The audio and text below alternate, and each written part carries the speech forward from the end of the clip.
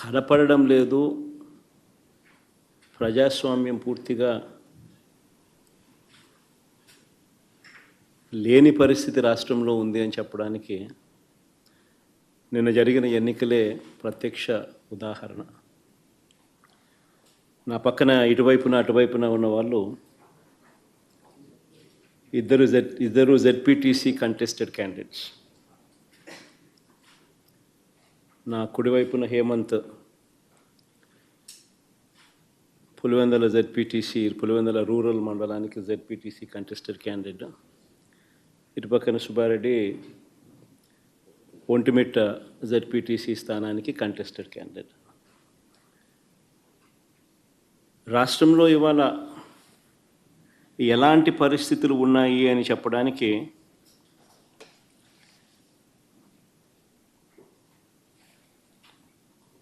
నిజంగా ఈ రెండు ఎలక్షన్లు ఒక ఉదాహరణ. అసలు మొట్టమొదటిసారిగా బహుశా రాష్ట్ర చరిత్రలో ఎప్పుడు జరిగి ఉండదేమో బూతుల్లో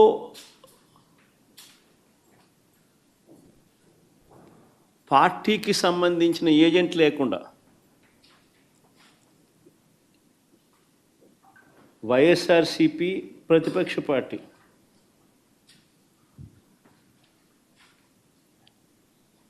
పులివెందుల రూరల్లో జరిగిన జెడ్పీటీసీ స్థానానికి జరిగిన ఎన్నికల్లో 15 బూతుల్లో ఉన్న 15 బూతులకు ఎన్నిక జరిగి రూరల్ మండలంలో 10,600 ఓట్లకు సంబంధించిన ఎన్నిక. ఆశ్చర్యం ఏమిటంటే బూతుల్లో వైఎస్ఆర్సీపీ ఏజెంట్ లేడు. వైఎస్ఆర్సీపీకి సంబంధించిన ఏజెంట్ బూత్లో కూర్చోకుండా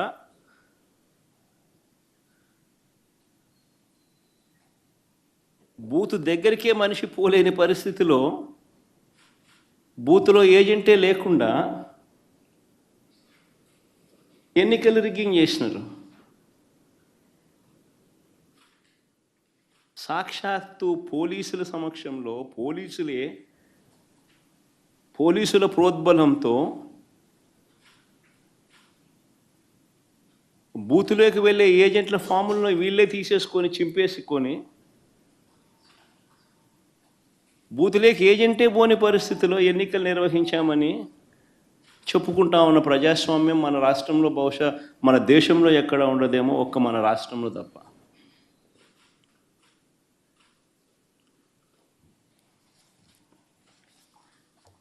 అసలు ఎన్నికల్లో బూత్ ఏజెంట్కు సంబంధించిన విధులు, బాధ్యతలు, హక్కులు ఏమిటి తెలుసా?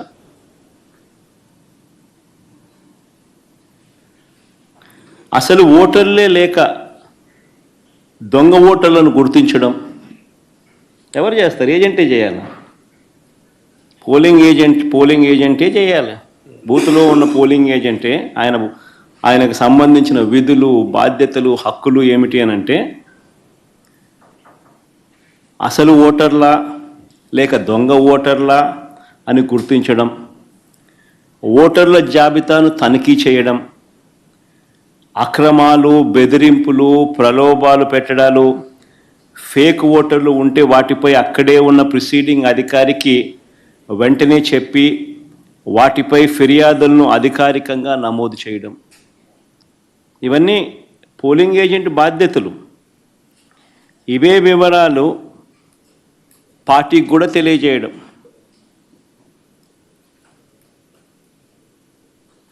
ఈ బాధ్యతలు ఉంటాయి కాబట్టి ఏజెంట్లకు హక్కులు కూడా కల్పిస్తారు. వారు ఖచ్చితంగా బూత్లో కూర్చునే హక్కు, ఓటర్ల జాబితాను తనిఖీ చేసే హక్కు, అభ్యంతరాలు తెలియజేసే హక్కు, పోలింగ్ రికార్డులను పరిశీలించే హక్కు, కౌంటింగ్ వరకు కూడా దీనికి సంబంధించిన సమాచారాన్ని పొందే హక్కు, ఇవన్నీ కూడా ఏజెంట్లకు ఉంటాయి. ఒక పోలింగ్ ఏజెంటు బూత్లోకి పోతూనే ఫామ్ 12 అన్నది అంటే తన పోలింగ్ ఏజెంట్ను అపాయింట్మెంట్ చేస్తూ ఇచ్చే ఫామ్ను క్యాండిడేట్ ఫామ్ 12 పోలింగ్ ఏజెంట్ను అపాయింట్ చేస్తూ ఇచ్చే ఫామ్ను it's called form 12. Polling candidate పలానోడు నా ఏజెంట్, నా పోలింగ్ ఏజెంట్ అని చెప్పి అపాయింట్ చేస్తూ ఇచ్చే ఫామ్. ఆ ఫామ్ను తీసుకొని పోయి ఆ పోలింగ్ ఏజెంటు ఎన్నిక స్టార్ట్ కాకమునిపే ప్రిసీడింగ్ ఆఫీసర్కి ఇస్తాడు ఆ ఫామ్. ప్రొసీజర్ అది. ఆ తర్వాతనే బూత్లో కూర్చుంటాడు. మా ఏజెంట్ల నుంచి ఈ ఫాములను నిన్న టీడీపీ వాళ్ళు పోలీసులు దగ్గరుండి లాక్కోవడము, చింపేసేయడము.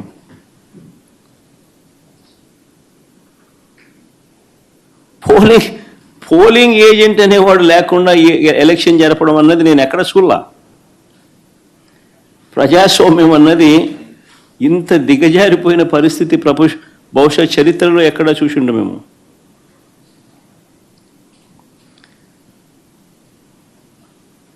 ఓటర్ వచ్చి తన పేరు చెప్పిన తర్వాత, ఓటర్ మామూలుగా ఎన్నికల్లో పోలింగ్ రూమ్లోకి వచ్చిన తర్వాత యూజువలీ ఆ ఓటరు తన పేరు చెప్తాడు గట్టిగా.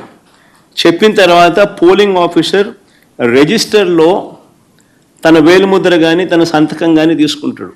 ఆ ఓటర్కు సంబంధించిన సమాచారాన్ని తాను పోలింగ్ ఆఫీసర్ ఆ రిజిస్టర్లో వేలిముద్ర అన్నా, ఓటర్ వేలిముద్ర అన్నా, వేలిముద్ర లేదా సంతకం అన్నా తీసుకుంటాడు రిజిస్టర్లో. ఈ రిజిస్టర్ నింపేది పోలింగ్ ఆఫీసర్, కానీ తనిఖీ చేసేది ఏజెంట్. అవసరమైతే తాను అభ్యంతరం చెప్తాడు. ఇది ప్రొసీజర్. పోలింగ్ ముగిసిన తర్వాత, అయిపోయిన తర్వాత ఫామ్ 32 అని ఉంటుంది.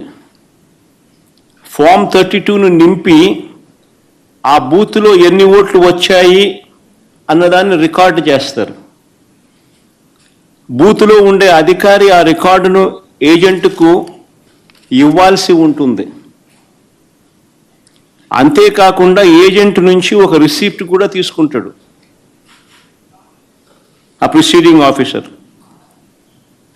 ఆ రికార్డుతో ఈ రిసిప్ట్ను కూడా జత చేయాలి.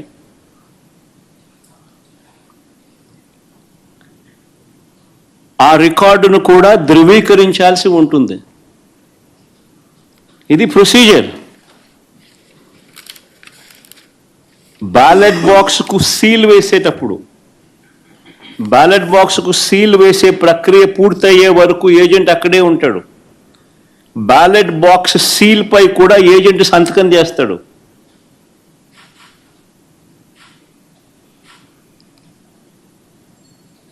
బ్యాలెట్ బాక్స్కు సంబంధించి సీల్ పై కూడా ఏజెంట్ సంతకం తీసుకుంటారు.